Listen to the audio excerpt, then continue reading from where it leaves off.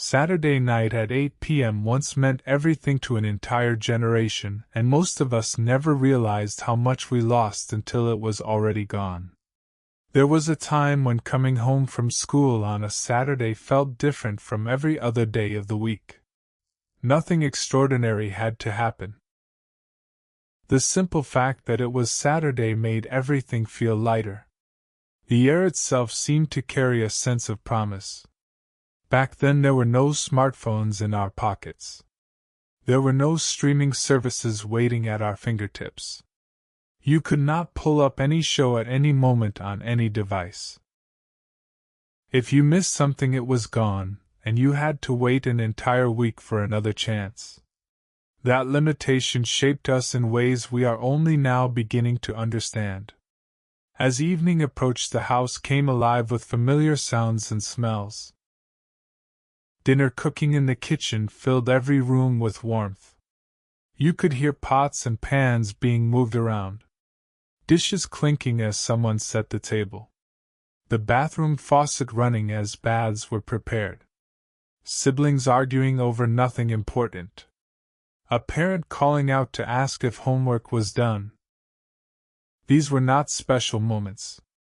They were ordinary in every sense. Yet somehow they formed the foundation of something we would carry for decades. The clock moved slowly on those evenings, but nobody minded the waiting. In fact, the waiting was part of the joy. At 7 the television came on, and the first program of the evening began. Stories passed down through generations filled the screen. Tales of kindness rewarded and greed punished. Gentle lessons wrapped in simple animation that never talked down to children. Some stories were sweet and heartwarming. Others carried a chill that made you pull the blanket a little closer. Either way, you watched every second because there was nowhere else you wanted to be. Without realizing it, those stories planted seeds. Be kind. Be honest. Help others. Do not take what is not yours. These were not lectures delivered by stern adults. They were adventures that made you feel the truth rather than memorize it. When the stories ended at 7:30, the energy in the room shifted. A quiz show came on, and suddenly everyone had an opinion. Mom liked the steady, reliable contestant who almost always got it right. Dad preferred the underdog who sometimes shocked everyone. The kids just wanted to shout answers at the screen and feel smart when they guessed correctly. It did not matter who won. What mattered was that everyone was playing together. Arguments broke out over who to bet on. Friendly wagers of nothing more than bragging rights. Laughter when the confident pick got it wrong. Cheers when the long shot came through. These were tiny moments of connection repeated week after week until they became part of who we were. Then 8 o'clock arrived and everything changed. The opening music hit, and it was like a switch flipped in the house. A comedy show unlike anything else took over the screen. The performers were giants to us, though we did not use that word then. Marcus with his physical comedy that defied logic. Bobby with his timing that made even the setup funny. Ray with his deadpan delivery. Tom with his wild energy. Big Al who could get a laugh just by standing there looking confused.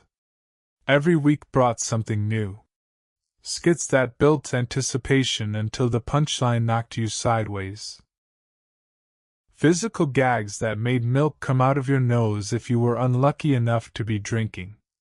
Catchphrases that every kid in school would repeat on Monday morning. The adults laughed just as hard as the children. Maybe harder because they caught jokes that sailed over our heads. For 1 hour every single week the entire family faced the same direction. Watched the same screen. Laughed at the same moments. Gasped at the same surprises. There was no checking phones because phones were attached to walls. There was no scrolling through feeds because feeds did not exist. There was only this shared experience happening in real time with no way to pause, rewind, or save it for later. It was happening now or not at all. And so everyone was fully present in a way that is almost impossible to replicate today. When 9 o'clock came, the laughter faded into something more serious. A detective drama took over the screen. The opening sequence with investigators walking in formation accompanied by that iconic theme music signaled a clear shift. The children felt it instinctively. This was grown-up territory. Some parents let the kids stay up to watch. Others sent them to bed. Either way, there was a sense of the evening winding down. The day's entertainment was nearly complete. A satisfying fullness settled over the household, like a good meal that leaves you content but not overstuffed. Of course, the specific programs varied by region and by year. Not everyone watched the same shows at the same times. Schedules shifted and new programs replaced old ones. But the structure remained remarkably consistent for millions of families. Saturday evening meant togetherness. It meant laughter. It meant comfort. It meant home. Looking back now with the benefit of decades and distance, we can see something that was invisible to us then. What we were really enjoying was not television. It was belonging. It was the feeling of being part of something. A family. A routine. A shared rhythm that gave shape to the week. Back then, most households had only one television set. This was not seen as a limitation. It was simply how things were. And because of that single screen, everyone gathered in one room. There was no choice about it, really. If you wanted to watch, you had to be where the television was. And so you sat with your family whether you felt like it or not. Funny thing about being forced into proximity. It creates bonds. The teenager who would rather be anywhere else still ended up laughing at the comedy show. The father who had worked all week and just wanted quiet still found himself shouting answers at the quiz program. The mother who had been running the household all day still settled in with her tea and let herself be entertained. Nobody planned these moments of connection. They just happened because the structure of life made them inevitable. Today we have absolute freedom in our entertainment choices. Every family member can retreat to their own room, their own screen, their own algorithm-curated feed. A father watches documentaries on his tablet in the bedroom. A mother scrolls through short videos on her phone in the kitchen. A teenager streams music with headphones in their room. A child watches cartoons on yet another device somewhere else entirely. Everyone is entertained. Nobody is bored. And yet something essential has evaporated. The living room sits empty. The single screen that once drew everyone together like a campfire is now just one of many glowing rectangles scattered throughout the house. We gained convenience and lost communion. We gained choice and lost the beautiful simplicity of having no choice but to be together. This is not nostalgia talking. This is observable reality. Researchers in psychology have studied what happens when people share experiences in real time with others they care about. The findings consistently point in the same direction. Shared experiences create stronger memories. They build deeper emotional bonds. They provide a sense of security and belonging that solitary experiences simply cannot match. When you laugh alone at a video on your phone, the moment passes and leaves barely a trace. When you laugh with your family at something you are all watching together, the memory gets encoded differently. It carries emotional weight. It connects to feelings of safety and love and home. It becomes part of your identity, part of your story. This is why so many people born in that era can close their eyes and instantly transport themselves back to that living room. The specific details might be fuzzy. You might not remember which skit made you laugh hardest. You might not recall which quiz question stumped everyone. But you remember the feeling, the warmth, the sound of your family around you, the smell of dinner still lingering in the air, the soft glow of the television in a dimly lit room, the weight of your body on that familiar couch or floor cushion. These sensory memories persist because they were wrapped in emotion. The brain has a remarkable tendency to preserve what was felt rather than what was merely observed. You can forget 1,000 facts you memorized for school, but you will never forget how it felt to be safe and happy in a room full of people who loved you. Neuroscience helps explain this phenomenon. When an experience is repeated consistently over time, the brain creates strong neural pathways associated with that experience. Every Saturday at 8 o'clock, those pathways were reinforced. Week after week. Month after month, year after year. The brain learned to associate that specific time with safety, with pleasure, with family, with laughter, with home. These associations became so deeply embedded that decades later a simple trigger can reactivate the entire network of memories. Hearing an old theme song, seeing a clip from a familiar show, even just hearing someone mention Saturday night at 8.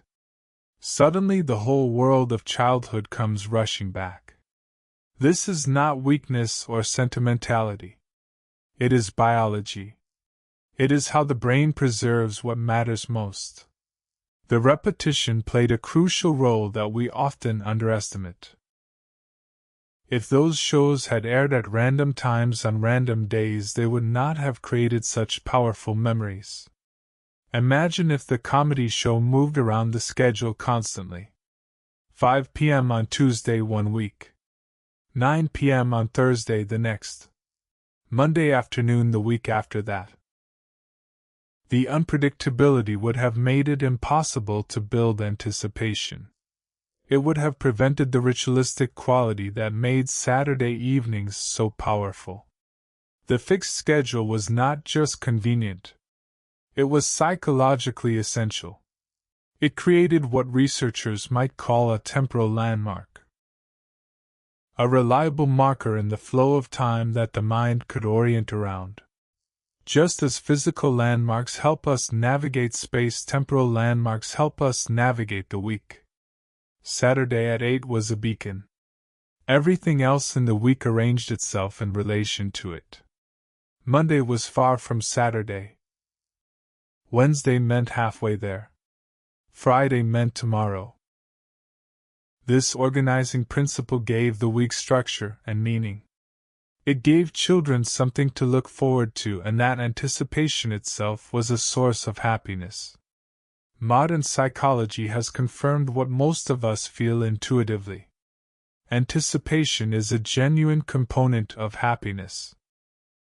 It is not merely the prelude to joy. It is joy itself. Studies have shown that people often derive more happiness from looking forward to a vacation than from the vacation itself. The planning, the imagining, the counting down. These activities light up the brain's reward centers just as surely as the actual experience does. For children in that era, Saturday night served this function perfectly.